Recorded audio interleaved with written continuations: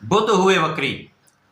नौ ग्रहों में युवराज बुध 2 अप्रैल से मेष राशि में जहां पर ये गोचर कर रहे हैं वक्री अवस्था में आएंगे तथा इनका गमन एक राशि पीछे की ओर होने लगेगा, अर्थात ये मीन राशि की ओर गमन करना प्रारंभ कर देंगे। वक्री अवस्था एक ऐसी अवस्था जहां पर ग्रह अपनी गति को मंद कर लेता है। जब ग्रह की गति मंद होगी तो उसका प्रभाव बढ़ जाएगा, उसकी क्षमता में, उसके बल में वृद्धि हो जाएगी।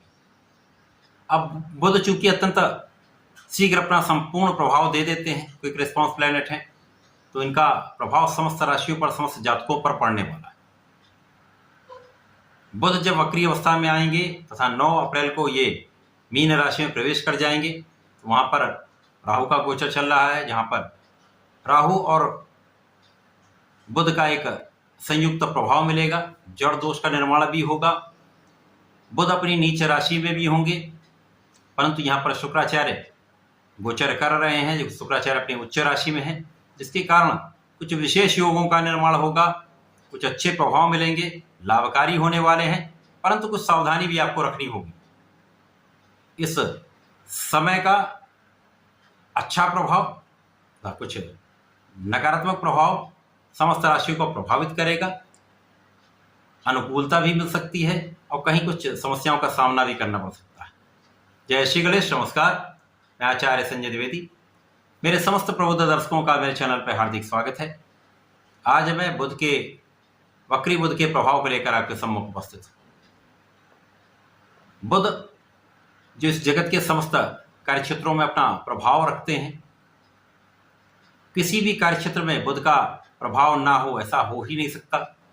चाहे वो किसी प्रकार की कोई इंडस्ट्री हो, शोरूम हो, व्यापार हो, कला जगत का कोई कार्य हो, सिंगिंग, डांसिंग, एक्टिंग, वाणी से संबंधित कोई कार्य हो, कोई भी प्रोफेशन हो, गणनाओं से संबंधित कार्य हो, मैथ से संबंधित कार्य हो, शिक्षा का कार्य हो, इन समस्त जगत में बुध का प्रभाव होता ही है।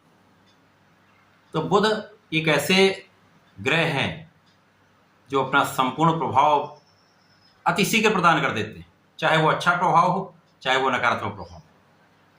इसका जो प्रभाव होता समस्त जातकों को प्रभावित करने वाला होता है। अब क्योंकि ये यहां से वक्री होकर राहु के साथ गोचर करेंगे, नीच राशि में भी होंगे, शुक्र के साथ भी होंगे, तो ये एक विशेष संयोजन बनने जा रहा है। वर्तमान समय में बुध जो है वो गुरु के साथ गोचर कर, जो अत्यंत महत्वपूर्ण है, कुशाग्र योग बना रहा है, जो समस्त जातकों को बुद्धिमान बना रहा है, बुद्धि का बल श्रेष्ठ कर रहा है। अब ये जो संयोजन है, वक्री बुध का प्रभाव है, वो अलग अलग राशियों के लिए अलग अलग भाव में बनेगा, अलग अलग स्थानों में बनेगा, उसी के अनुसार ही परिणाम की प्राप्ति होगी। यदि एक अच्छे भाव में बन रहा है, अच्छी स्थिति में बन रहा है, तो एक बहुत अच्छा परिणाम प्राप्त हो सकता है। इसके विपरीत होने पर विपरीत परिणाम प्राप्त होते हैं।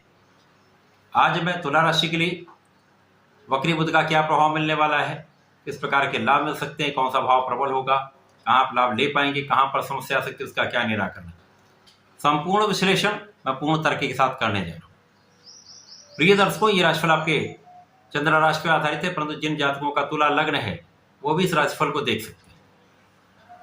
तुला राशि शुक्राचार्य की राशि, जहां पर शुक्राचार्य के साथ बुध का संयुक्त प्रभाव मिलने वाला है तथा नैसर्गिक रूप से शुक्र और बुध परम मित्र हैं, तो यह अत्यंत महत्वपूर्ण है। अब तुला राशि के लिए निश्चित रूप से जब एक मित्र का गोचर है तो अत्यंत प्रभावी है। तुला राशि के लिए बुध भाग्य के स्वामी है तथा द्वादश के स्वामी होकर इनका जो गोचर है वो सप्तम भाव में चल रहा है, जो अत्यंत प्रभावी है, क्योंकि ये केंद्र का भाव है जहां पर समस्त ग्रहों का प्रभाव बढ़ जाता है। अब यहाँ पर मित्र की राशि के लिए जब ये सप्तम भाव में होकर लग्न को देखेंगे तो विशेष रूप से बड़ा लाभ देने वाले हैं, क्योंकि यहाँ पर गुरु भी होंगे।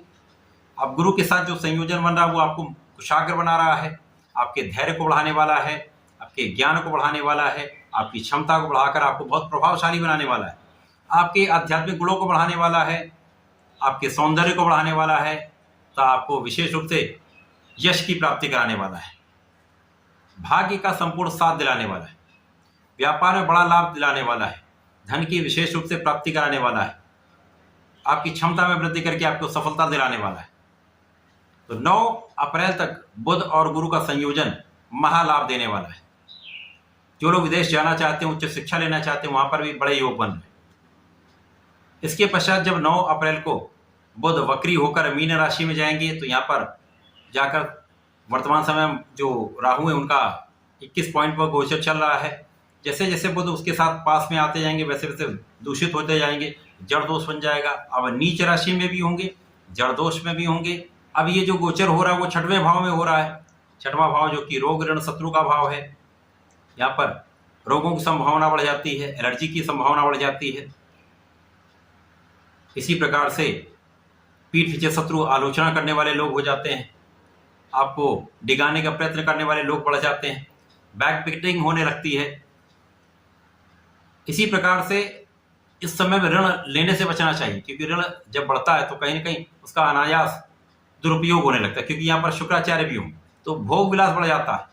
जब शुक्र दूषित होंगे, बुध दूषित होंगे, उस समय में आपका भोग विलास बढ़ सकता है।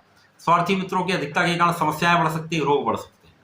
तो इस समय में बहुत आपको सावधान भी रहना हो, क्योंकि भोग विलास ऐश्वर्य की राशि तुला राशि है, शुक्राचार्य की राशि। ऐश्वर्य वैभव जन्मजात होता है, धन बड़ी मात्रा में प्राप्त होता है, तो यहाँ पर इन चीजों की संभावना बढ़ जाती है। परंतु जैसे ये शुक्र और बुध का आपसी संबंध बनेगा, एक विशेष प्रभाव मिलेगा, नीच भंग होगा, महालक्ष्मी योग का निर्माण हो जाएगा। अब ये महालक्ष्मी योग यहाँ पर निश्चित रूप से जो जातक विदेश में रहकर कार्य कर रहे हैं, विदेश में रहकर कार्य कर रहे हैं, व्यापार कर, विदेश से संबंधित होकर कार्य कर रहे हैं, विदेश से संबंधित होकर व्यापार कर रहे हैं, राजनयिक हैं, विदेशी सेवाओं में, उनके लिए बड़े पद की प्राप्ति का योग, प्रमोशन का योग, व्यापार में बड़े धन का लाभ निश्चित रूप से होगा। कानूनी समस्याओं में आपकी विजय होगी, आपका पक्ष बलवान होगा। साथ विदेशी यात्राएं आपको लाभ देने वाली होंगी, या यात्राएं भी जो आप करते हैं तो उन यात्राओं में आपको लाभ। जब यहाँ पर लग्न के स्वामी साथ में होंगे, अब शुक्र को षष्टम का कार्यकत्व भी प्राप्त है, शुक्र यहाँ पर लग्न के स्वामी, अष्टम के स्वामी होकर, तो ऐसी स्थिति में कुछ विशेष प्रभाव विपरीत राजयोग में भी मिलेगा। अब यहाँ पर शुक्राचार्य के साथ जब संयोग बनेगा तो महालक्ष्मी योग भी है, बुध भी बलवान हो जाएंगे, साथ में विपरीत राजयोग भी यहाँ पर बन रहा है, जो निश्चित रूप से आपके आकस्मिक धन का लाभ देने वाला है। पारिवारिक संपत्ति से विशेष लाभ की संभावना बन रही है। अचानक कहीं न कहीं से आपके लिए धन प्राप्ति का योग बन रहा है। इसी प्रकार से आपकी स्वास्थ्य समस्याएं दूर होंगी, आपके आयु की संपूर्ण सुरक्षा हो। इस समय में केवल आपको सावधान कहाँ रहना है, स्वार्थी मित्रों से सावधान रहना है, ऋण लेने से बचना है, तथा यहाँ पर भोग विलास से दूरी बना लेनी, त्याग देना है। यदि आप ऐसा कर लेते तो इस समय में कोई बड़ा कष्ट आपके लिए नहीं होने वाला है। परंतु जब शुक्र, राहु और बुध साथ में दूषित होंगे, इन तीनों का प्रभाव जब एक साथ मिले तो ही अधिक समस्या होगी। उसके पहले, उसके बाद में कोई समस्या नहीं, क्योंकि इस समय में राहु और शुक्र का प्रभाव बुध के प्रभाव को बढ़ाने वाला होगा, वाणिज्य विशेष लाभ लेने वाला होगा, आपको अवसरों की प्राप्ति कराने वाला होगा। आपके क्षेत्र में आपको बड़े अवसर मिलेंगे, आपको आगे बढ़ाने का, प्रगति करने का अवसर मिलेगा। तो इस समय का आपको लाभ लेना चाहिए। तुला राशि के जातकों को नियमित रूप से भगवान सूर्यदेव को जल देना चाहिए। प्रत्येक शुक्रवार को भगवान भोलेनाथ पर जलार्चन करना चाहिए। माता पार्वती के चरणों में जल का अर्पण करना चाहिए। श्वेत पुष्प का अर्पण करना चाहिए। दूध से बने मिष्ठान का अर्पण करना चाहिए। यदि आप ऐसा करते हैं, ओम नमः शिवाय का जप करते हैं, तो कष्ट दूर हो जाएंगे, राहु का प्रभाव निर्बल होगा, तो अच्छे प्रभाव प्राप्त होंगे, लाभ की वृद्धि हो। तो ऐसा करके समय का लाभ लें। धन्यवाद, नमस्कार।